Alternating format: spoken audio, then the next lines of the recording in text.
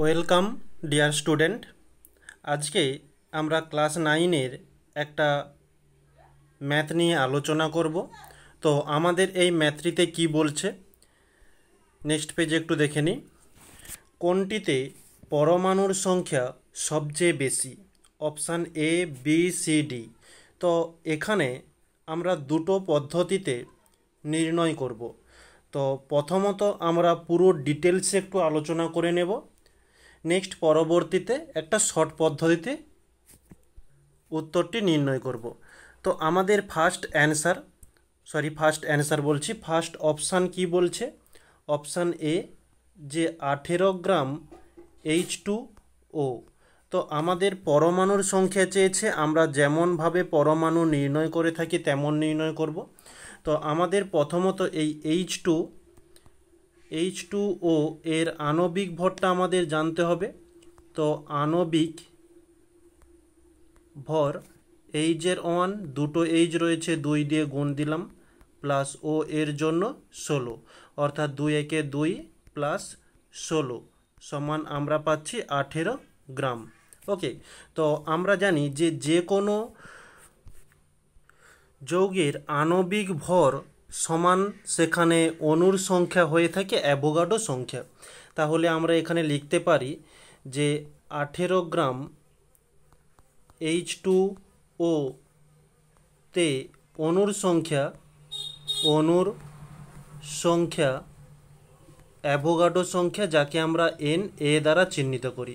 তো আমাদের চেয়েছে পরমাণু, আমরা অণু নির্ণয় করছি। কারণটা কি, যে পরমাণু নির্ণয় করতে হলে আগে আমাদের অণু বের করতে হবে। ওকে, তো এরপরে আমাদের প্রশ্নে বলা হয়েছে 18 গ্রাম, অর্থাৎ 18 গ্রাম H2O তে অণুর সংখ্যা কত হয়ে যাবে, যে Na/18 ইন্টু 18। তো এটা না করলেও হতো, তোমাদের শুধুমাত্র বোঝানোর জন্যই এটি করা হচ্ছে, যে 18 কেটে গেল, Na অণু আছে। তো এই যে H2O, এটা একটা অণু। তাহলে একটি অণুতে কয়টা পরমাণু রয়েছে? আমরা দেখতে পাচ্ছি যে একটি অণুতে, এখানে লিখতে পারি যে একটি H2O অণুতে মোট পরমাণুর সংখ্যা 3টি। কীরকমই পাশে লিখে দিচ্ছি, H আছে 2টো আর O আছে 1টি, এই নিয়ে 3টি। তাহলে আমাদের Na অণু আছে। তাহলে Na H2O অণুতে মোট পরমাণুর সংখ্যা কত? যে 3/1 ইন্টু Na, অর্থাৎ এখানে আমরা পেয়ে যাব কি 3Na। ওকে, তো এটা হচ্ছে আমাদের ফার্স্ট অপশান। খুব কনসেপ্ট হিসাবে যেটা আমাদের রুলস রয়েছে, সেই রুলস অনুসারে, নিয়ম অনুসারে আমরা প্রথম অপশানের পরমাণুর সংখ্যা নির্ণয় করলাম। দ্বিতীয় অপশান বলছে 18 গ্রাম O2। নেক্সট পরবর্তী পেজে লিখে নেব অপশান বি, যে 18 গ্রাম O2। ঠিক একই রকমের আগে যেমন নির্ণয় করেছিলাম, O2 এর আণবিক ভর ও এর জন্য কত, 16 ইন্টু 2, কারণ কি 2 রয়েছে এই যে নিচে, তো 16 দুগুণে 32। তো তোমাদের 1 নাম্বারের একটা শর্ট কোশ্চেন, একটু বেশি টাইম লাগবে বোঝানোর জন্য। একবার বুঝে গেলে এরকম প্রশ্ন তোমাদের আর ত্রুটি আসবে না। নেক্সট, তাহলে আমরা এখানে লিখতে পারি যে 32 গ্রাম O2 তে অণুর সংখ্যা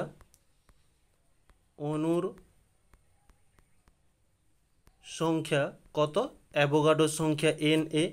তো আমাদের প্রশ্নে বলছে 18 গ্রাম, তাহলে 18 গ্রাম O2 তে অণুর সংখ্যা কত হবে? যে Na/32 ইন্টু 18। তো এটাকে ক্যালকুলেশান করলে হয়, না হলে থাক, পরে আমাদের কাজে লাগবে। এবারে নেক্সট পরবর্তীতে একটি O2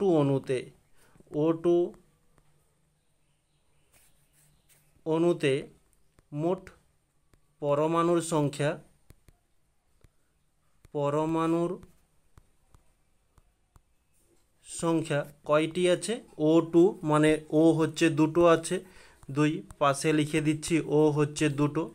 এরপর নেক্সট আমরা কতটা অণু নির্ণয় করেছিলাম, এই যে, তাহলে এখানে লিখতে পারি যে 18Na/32 O2 অণুতে মোট পরমাণুর সংখ্যা 2/1 ইন্টু এদিকে হয়ে যাবে 18Na/32। এবারে আমাদের কাটাকাটি করতে হবে।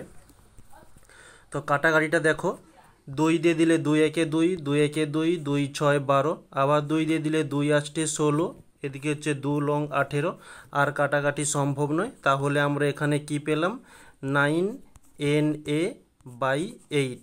তো 9কে 8 দিয়ে ভাগ করলে 8 একে 8, পয়েন্ট চলে আসবে, 10 হচ্ছে পয়েন্টের পরে, তো 8 2 10, এরপর হচ্ছে 8, আচ্ছা এখানে 2 নয়, 8 একে 8 হবে, 2 থাকছে, তাহলে 40 হচ্ছে, অর্থাৎ এখানে সরাসরি চলে আসবে 25।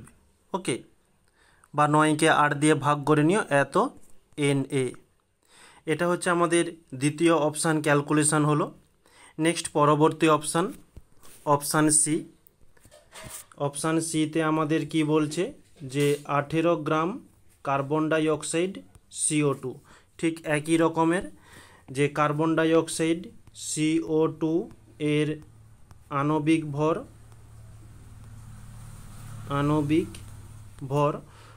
CO এর জন্য 12 প্লাস O এর জন্য 16, দুটি ও রয়েছে, 2 দিয়ে গুণ দিলাম, তাহলে এটি হয়ে যাবে 12 প্লাস 16 2 32, অর্থাৎ 4 অর্থাৎ 44 গ্রাম। তাহলে এখানে লিখতে পারি যে 44 গ্রাম CO2তে অণুর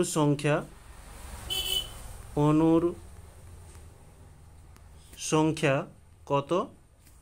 আচ্ছা, অ্যাভোগাড্রো সংখ্যা, অর্থাৎ Na। নেক্সট পরবর্তীতে আমাদের প্রশ্নে চাইছে যে 18 গ্রাম CO2তে অণুর সংখ্যা হয়ে যাবে যে Na/44 ইন্টু এদিকে 18। তো এটা ক্যালকুলেশান করতে পারো, না হলে থাক, কোনো অসুবিধা নেই। নেক্সট পরবর্তীতে যেমন এর আগের দুটো অপশান করেছি, যে একটি CO2 অণুতে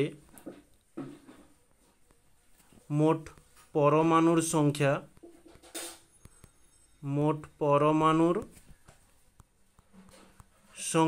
তো পরমাণু কয়টা রয়েছে? 3টি। কীরকমই, যে সি একটি, ও দুটো, এইরকম হচ্ছে 3টি।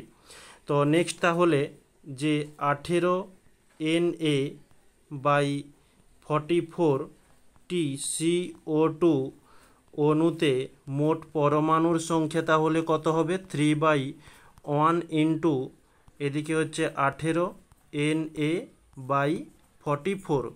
আচ্ছা, এটা যদি আমরা ক্যালকুলেশান করি, 2 দিয়ে দিলে 2 2 4, একটু কালারটা চেঞ্জ করে নিই, কাটাকাটির সময় কালারটা চেঞ্জ করলে আমাদের বুঝাতে সুবিধা হয় এবং তোমাদের বুঝতেও সুবিধা হয়। 2 2 4, 2 2 4, 2 লং 18। ওকে, তো এটা আর কাটাকাটি যাবে না, তাহলে এখানে চলে আসবে কত? 9 3 27 Na/22। এবার 27কে 22 দিয়ে ভাগ করলে 22 একে 22 হয়ে যাচ্ছে, দশমিক চলে আসবে, তো 5 আসবে, 5-এর পরে আবার একটা শূন্য নিতে হবে, তো 50 হলো। তো এটা 22 2 দিলে 44 হবে, 44-এর পর 2 হচ্ছে 44, তাহলে 6 থাকছে, আবার শূন্য নিলে 60 হবে, তো আবার 2 দিতে হবে। তো এরকমই এটা চলতে থাকবে। তো 1.022 এটা Na। ওকে, তোমরা এটা ক্যালকুলেশানটা নিজেরা করো, খাতার মধ্যে করবে। ওকে, নেক্সট পরবর্তী অপশান, অপশান ডি। অপশান ডিতে কি বলছে? আমাদের অপশান ডি যেটা ছিল, যে 18 গ্রাম CH4। ওকে, ঠিক একই রকম আগের মতো, CH4 এর আণবিক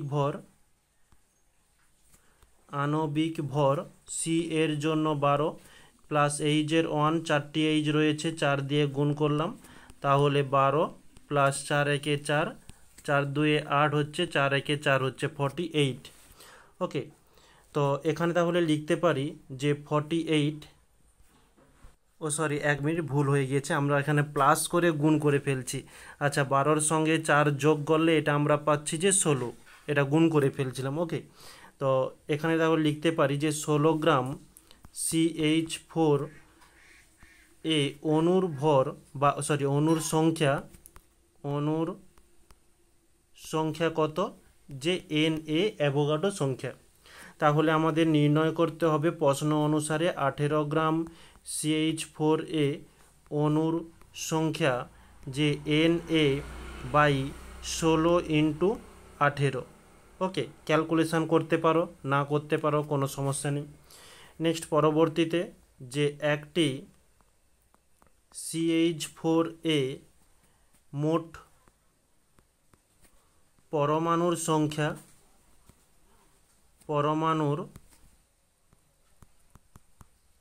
সংখ্যা কয়টি হচ্ছে, 5টি। কীরকমই, C একটা, H 4টে। ওকে, নেক্সট তাহলে এখানে আমাদের নির্ণয় করতে হবে যে 18 Na/16টি CH4 এ মোট পরমাণুর সংখ্যা হয়ে যাবে 5/1 ইন্টু 18 Na/16। এটা আবার আমাদের কাটাকাটি করতে হবে, 2 দিয়ে দিলে 2 আসছে 16, 2 লং 18, তো 9 5 45 Na/8। তো 45কে 8 দিয়ে ভাগ করলে 8 5 40 হচ্ছে দশমিক, শূন্য নিতে হবে 50, 8 6 48 হচ্ছে, 2 থাকছে, তো 8 দুগুণে 16, 4 থাকছে, অর্থাৎ 40, 8 5 40 হচ্ছে।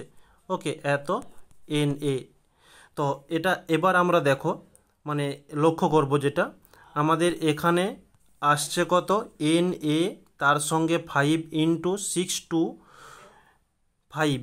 ওকে, তো অ্যাভোগাড্রো সংখ্যার পাশে যে সংখ্যাটা গুণ রয়েছে, সেই সংখ্যাটা যার বেশি রয়েছে তার মধ্যে পরমাণুর সংখ্যা বেশি। এবারে 4 5 হচ্ছে 4টে অপশান লক্ষ্য করো কোনটিতে বেশি রয়েছে। আমাদের অপশান ডিতে সবথেকে বেশি রয়েছে, কত বেশি বা কত রয়েছে সেটা নেক্সট পেজে দেখিয়ে দিচ্ছি। যে অপশান এতে আমাদের আসছে 3Na, অপশান বিতে আমাদের আসছে, আচ্ছা বিতে কত ছিল, আচ্ছা 1.125, এই যে 1.125 Na।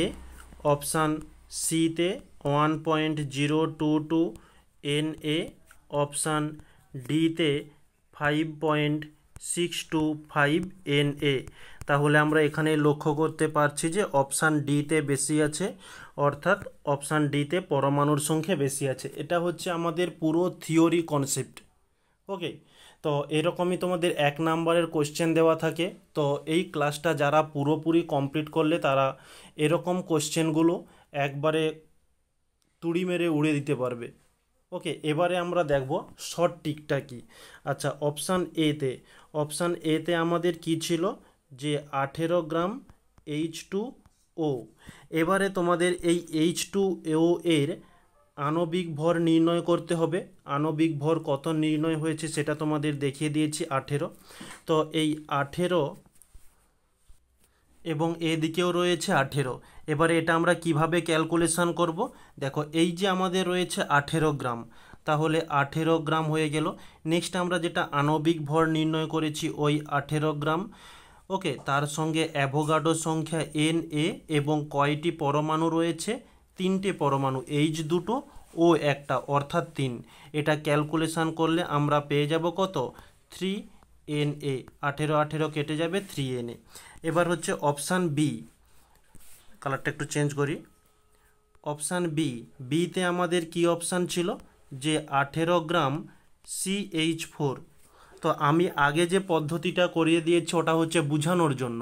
তো ওভাবে করে তোমাদের 1 নাম্বারের উত্তর নির্ণয় করা পরীক্ষাতে সম্ভব নয়, তাই এইটি।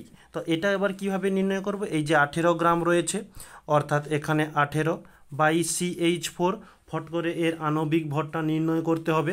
কিভাবে নির্ণয় করতে হবে সেটা আগেই দেখিয়ে দিয়েছি। এটার আণবিক ভর হবে কত? 32। তাহলে 32 ইন্টু অ্যাভোগাড্রো সংখ্যা Na ইন্টু কয়টি পরমাণু আছে? 5টি পরমাণু আছে, 5 দিয়ে গুণ করে দাও।